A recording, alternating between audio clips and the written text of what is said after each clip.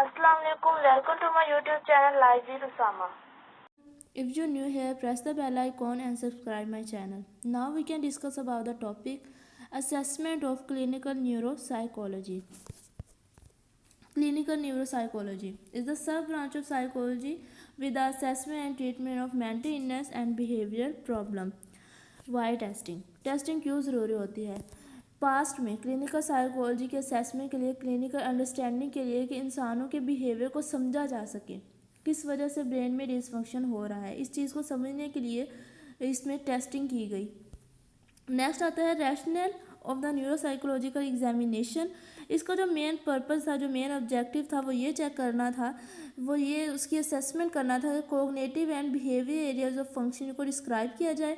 Neuropsychologist करते क्या है कि वो इंटेलेक्चुअल एंड पर्सनैलिटी की असेसमेंट करते हैं विद सीटी एंड एमआरआई के ज़रिए से। न्यूरोसाइकोलॉजिकल असेसमेंट बहुत ही यूज़फुल टूल होता है क्लिनिकल सर्विस डिलीवरी के लिए, रिसर्च के लिए, behavioural and cognitive aspect of medical disorder के लिए। नेक्स्ट है न्यूरोसाइकोलॉजिकल एवेल्यूएशन। हमें बहुत ज़्यादा इन्फॉर्मेशन प्रोवाइड करती है पेशेंट के बारे में, उसकी लिमिट्स के बारे में, पेशेंट और उसकी लिमिटेशंस क्या है, एजुकेशन, सोशल और वोकेशनल एडजस्टमेंट के बारे में। पेशेंट विद क्योंकि बहुत सारे पेशेंट को न्यूरोलॉजिकल डिसऑर्डर्स होते हैं। For example degenerative disease, cerebrovascular accident. Actually degenerative disease क्या होता है कि इसमें ना हमारे स्ट्रक्चर और फंक्शन जो है वो बिल्कुल डीजनरेट हो रहे होते हैं, चेंज हो रहे होते हैं। हमारे टिश्यू और हमारे सेल्स जो है वो चेंज हो रहे होते हैं for the worse over the time. Next है neuropsychological assessment.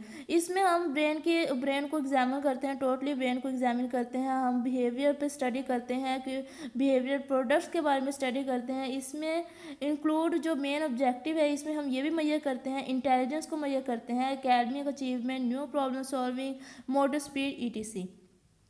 Psychometric issue in neuropsychological assessment. First of all जब साइकोलॉजिकल टेस्टिंग को जो सक्सेस मिली, जो कामयाबी मिली, वो वर्ल्ड वार फर्स्ट के दौरान मिली।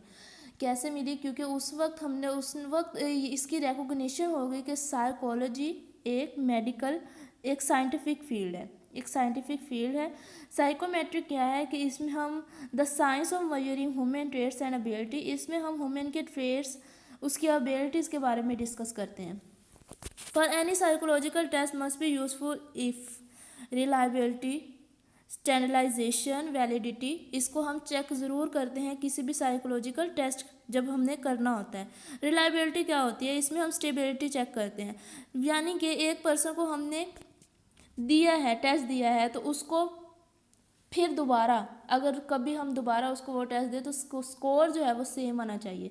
वैलिडिटी में क्या होता है कि हमारा मीनिंगफुलनेस होना चाहिए टेस्ट और वैलिड होना चाहिए। वैलिडिटी को चेक करने के लिए नेक्स्ट 3 टाइप्स हैं: construct validity, content validity and criterion validity. Fast positive and based. Fast positive में क्या होता है कि also known as type 1 error and fast alarm. इसमें न्यूरोसाइकोलॉजिकल जो टेस्ट होता है, इसमें pathologic condition such as brain damage as an individual who is actually normal, वो पर्सन जो है वो नॉर्मल ही होता है लेकिन उसमें पैथोलॉजिक कंडीशन पाई जाती है। बेस रेट में क्या होता है कि अगर हम पॉपुलेशन पे टेस्ट कर रहे होते हैं तो पैथोलॉजिक कंडीशन जो है वो डायग्नोज हो जाती है फ्रीक्वेंट रेट पे। न्यूरोलॉजिकल टेस्ट नेक्स्ट हम होते हैं। न्यूरोलॉजिकल टेस्ट जो है वो नेक्स्ट 4 हैं: achievement test, behaviour adaptive scale, intelligent test, neuropsychological test. Achievement test में क्या होता है कि हम ये नहीं उसको ये मेजर नहीं कर रहे होते कि इंडिविजुअल के फ्यूचर में पोटेंशियल क्या है, हम उसके बेसिकली रुझान के बारे में मेजर कर रहे होते हैं। और नेक्स्ट जो है हमारा बिहेवियर अडाप्टिव स्केल, उसमें हम फ्रीक्वेंटली उसकी डेली स्किल्स के बारे में हम उसको जज कर रहे होते हैं, मेजर कर रहे होते हैं कि वहाँ पे तो वो ख़राबी नहीं है कोई भी। नेक्स्ट जो है इंटेलिजेंट टेस्ट, इसमें हम वर्बल एंड परफॉर्मेंस एबिलिटीज़ को मेजर करते हैं। न्यूरोसाइकोलॉजिकल टेस्ट में क्या होता है कि हम ब्रेन के अगर कोई हिस्सा डैमेज हो गया, सेंसिटिव इंडिकेटर ब्रेन का डैमेज हो गया है तो उसके बारे में हम मेजर कर रहे होते हैं। क्रिस्टलाइज्ड फंक्शनिंग, क्रिस्टलाइज फंक्शनिंग जो है बेसिकली इस न्यूरोसाइकोलॉजी ने कंस्ट्रक्ट किया था two basic neuropsychology construct crystallize and fluid. Problem solving and abstract reasoning abilities are considered fluid, whereas spelling and factual knowledge are considered crystallized.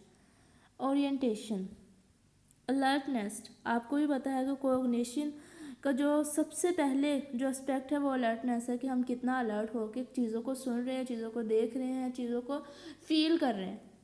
Orientation क्या describe करती है कि हम पेशेंट को बताते हैं कि आपके इर्द गिर्द क्या हो रहा है, वर्ल्ड में क्या हो रहा है या आपके इर्द गिर्द अराउंड में क्या क्या हो रहा है.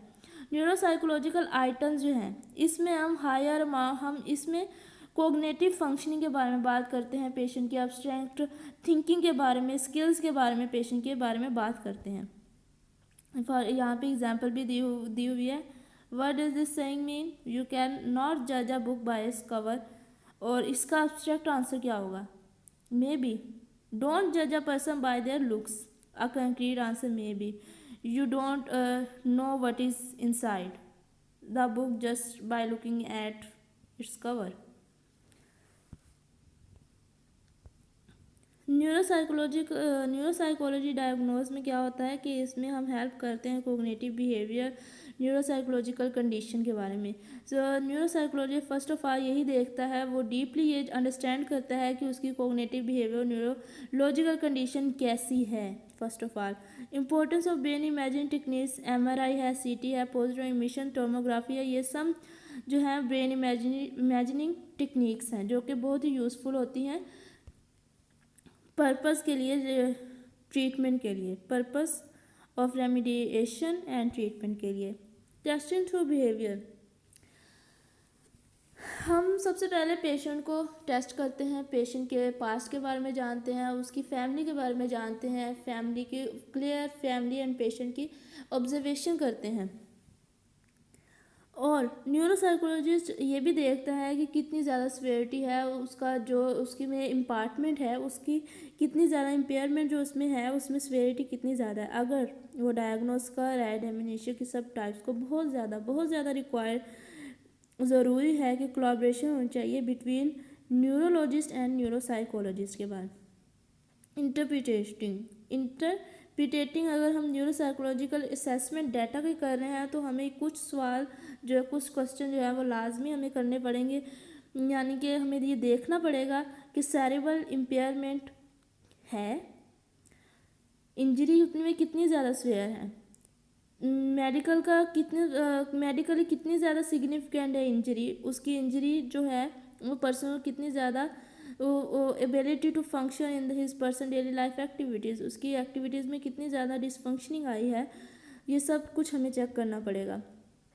नेक्स्ट हम अगर अप्रोचेस की बात करें कि टू अप्रोचेज है, standard battery approach and process approach. Standard battery approach क्या होगी? हार्स्टेड 1947 एंड रिटियन 1966 में दोनों ने मिलकर कोलैबोरेशन किया था.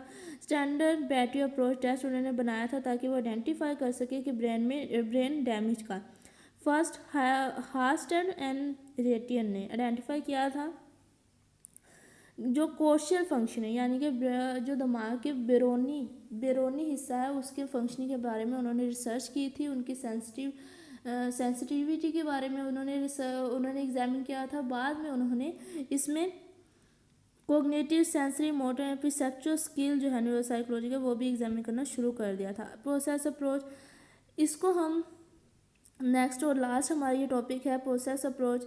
इसमें न्यूरोसाइकोलॉजिकल टेस्टिंग, इसको हाइपोथेसिस अप्रोच भी कहते हैं क्योंकि इसमें हाइपोथेसिस होता है पेशेंट का, वो इंडिविजुअल जो पेशेंट होता है उसको हम क्लियरफुली एग्जामिन करते हैं, उसके बारे में हिस्ट्री उसकी कलेक्ट करते हैं ताकि वो पेशेंट के बारे में इंफॉर्मेशन हम हासिल कर रहे होते हैं.